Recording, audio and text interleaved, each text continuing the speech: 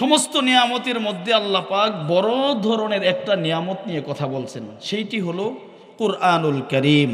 আল্লাহ পাক কুরআন সম্পর্কে নবীকে বলেন, নবী, আপনার উপর আমি কুরআন নাজিল করেছি এজন্য যে লিতুখরিজান নাস মিনাজ জুলুমাতি ইলান নূর।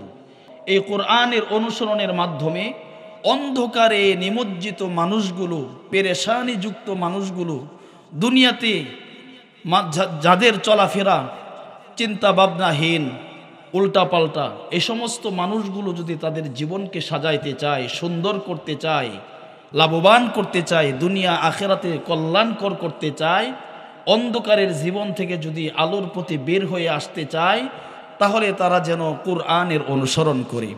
আর সেজন্যই আমি আল্লাহ আপনার উপর কোরআন নাজিল করেছি। সুবহানাল্লাহ বলেন। একজন মানুষ যদি অন্ধকারের জীবন থেকে বের হতে চায়, তার একটাই কেবলমাত্র রাস্তা, সেটি হলো কোরআনের পথ। আমাদের সমাজে মানুষ কোরআন কি এবং কেন মানুষ জানে, বুঝে, কিন্তু মানুষ অনুসরণ করতে চায় না। মানুষ বুঝে কোরআন কি, কিন্তু অনুসরণের বেলায় মানুষ পিছিয়ে। কথা ঠিক না বে ঠিক?